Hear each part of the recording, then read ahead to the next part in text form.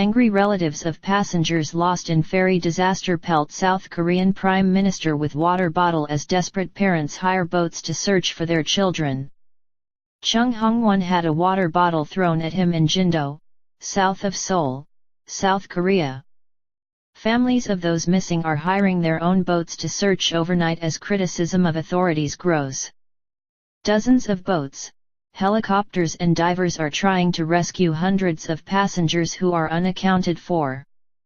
Officials say 164 people have been rescued so far, but the Coast Guard fear the number of casualties could rise. Many of the 470 people on board were high school students who were on a trip at the time. Ferry was sailing to the southern island of Jeju when it sent a distress call around after it began leaning to one side. The government said about 95% of the ship was submerged when the rescue operation began. A 27-year-old woman named Park Ji-young and high school student Jeong Cha-woong are among the dead. Passenger, who was rescued from the ferry, says those who were told to stay were still trapped. This is the moment South Korean Prime Minister Chung Hong-won was shielded by his bodyguards from a bottle of water thrown by an angry relative of passengers on the ferry Seoul, as it emerged that desperate parents of missing school children have been hiring rescue boats to join the hunt for their loved ones. A huge search operation is still underway off the coast of South Korea as rescuers continued looking for 300 passengers missing after a ferry carrying mostly school children sank. Earlier, angry shouts could be heard when the Prime Minister visited a shelter where relatives of the missing passengers waited for news. Some yelled that the government should have sent more divers to search the wreckage. Many of the relatives of the missing have criticized the rescue operation and have gone to look for themselves after divers suspended searches inside the submerged vessel until it once again gets light. The father of one missing child and 10 other parents paid 35 pond each to hire a boat to take them to the scene, along with a local reporter and a diver, reports the International Business Times. There was no rescue operation going on, the man said when he returned to shore. We clearly saw there is none. What they were doing at the time was stopping the oil spill. I'm extremely angry. The media says the rescue operation is still going on. It's all a lie. It makes me so furious. At least 6 people have died, but officials fear the number of casualties could rise drastically with hundreds still trapped inside the submerged vessel.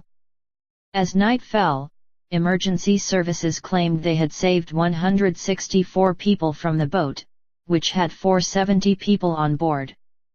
Dozens of fishing vessels, helicopters and divers desperately scrambled to rescue people on the 6,825-ton ferry in what emergency services are calling the country's biggest peacetime disaster in 20 years.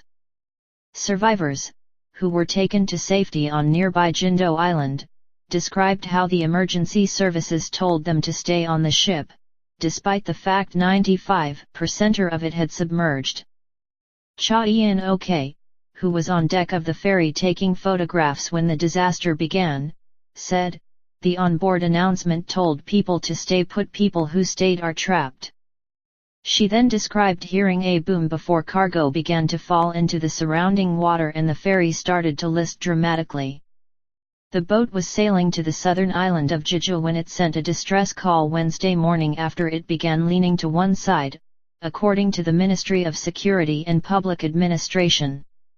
Coast Guard footage showed the vessel submerged with only its bow visible 12 miles from Byeongpung Island off the southwest corner of the Korean peninsula. The government said about 95% of the ship was submerged.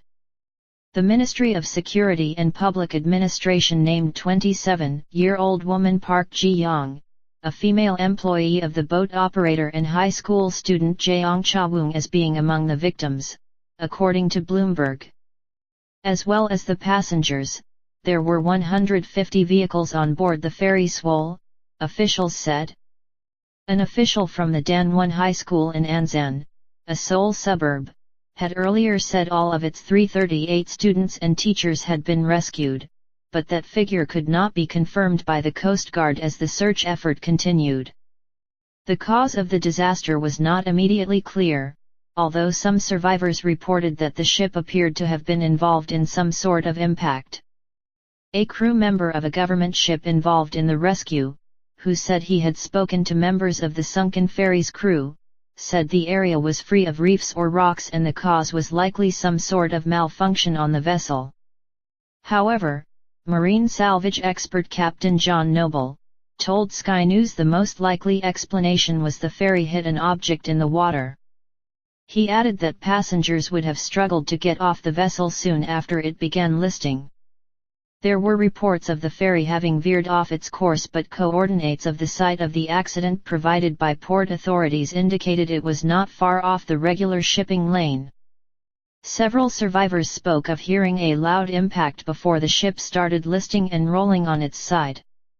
Within a couple of hours, the swole lying on its port side. Soon after, the ship had completely turned over, with only the forward part of its white and blue hull showing above the water. Coast Guard vessels and fishing boats scrambled to the rescue with television footage showing rescuers pulling passengers in life vests out of the water as their boats bobbed beside the ferry's hull. Other passengers were winched to safety by helicopters. A student, Lim Hyung Min, told broadcaster YTN from a gym on a nearby island that he jumped into the ocean wearing a life jacket with other students and then swam to a nearby rescue boat. As the ferry was shaking and tilting, we all tripped and bumped into each another, Lim said, adding that some people were bleeding. Once he jumped, the ocean was so cold I was hurrying, thinking that I wanted to live. The U.S. Navy has also sent a ship to join the search and rescue operation. They said the amphibious assault ship USS Bonhomme Richard, which has helicopters on board, was on a routine patrol off South Korea's west coast and was diverted to the scene of the accident. President Park Geun-hye ordered all available vessels and special operations divers to assist with the operation, as the rescue continues to help the remaining passengers. The White Car Ferry was 20 years old, having been built in 1994 to hold a capacity of 921 passengers, South Korea's largest news agency Yonhap claims. The high number of people unaccounted for raised fears that the death toll could rise drastically, making it one of South Korea's biggest ferry disasters since 1993, when 292 people died.